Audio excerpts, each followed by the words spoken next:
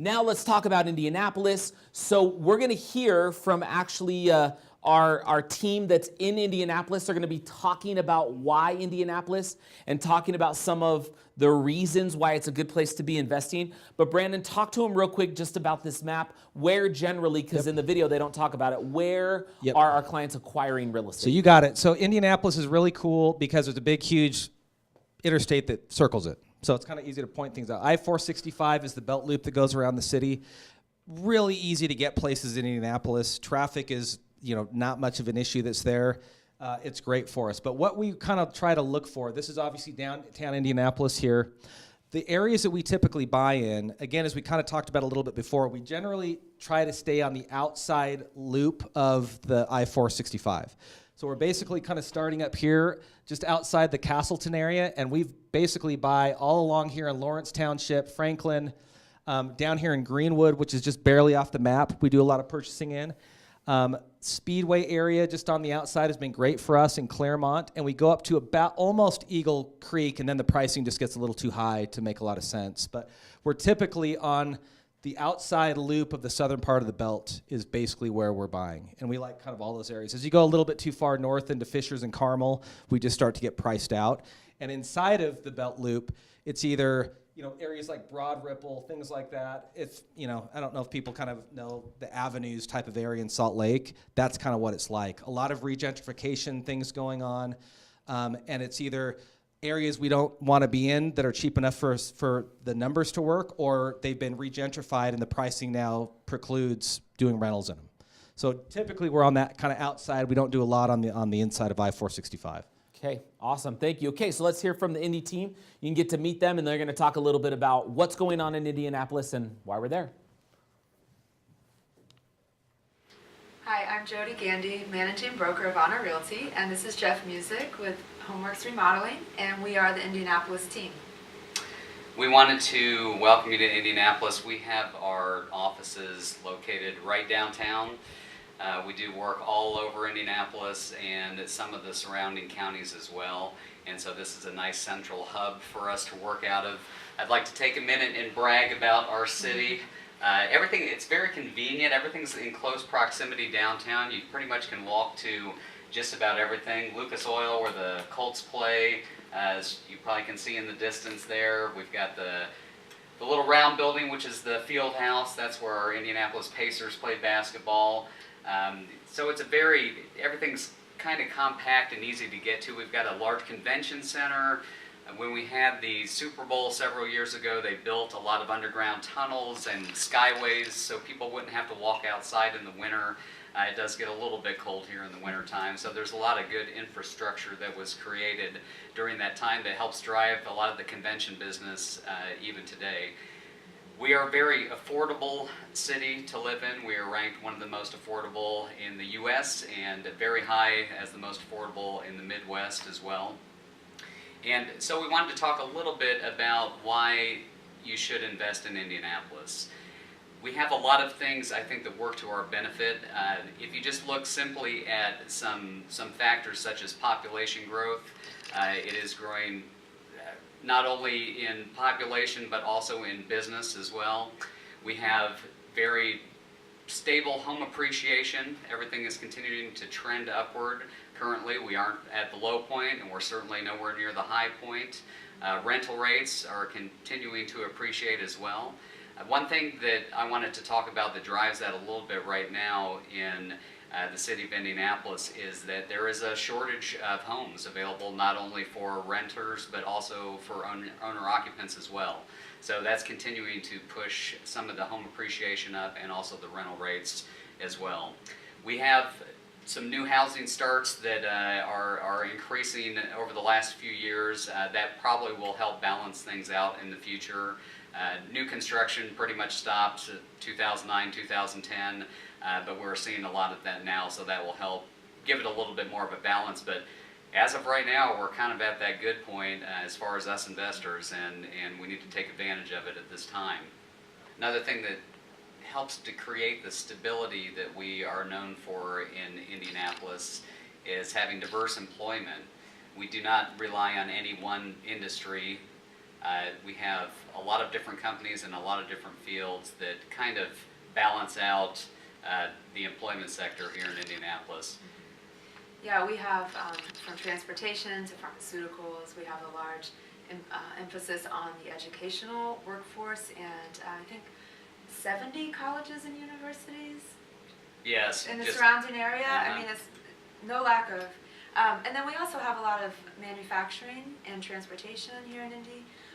We have Eli Lilly, Rolls-Royce. Yeah. We have Cummins Engineering headquartered here, so there's just a wide variety of different employers. Yeah, logistics is a huge industry here just because of the geographical location of Indianapolis. It is actually Indianapolis, within 1 day drive, you can reach 80% of the population in the United States.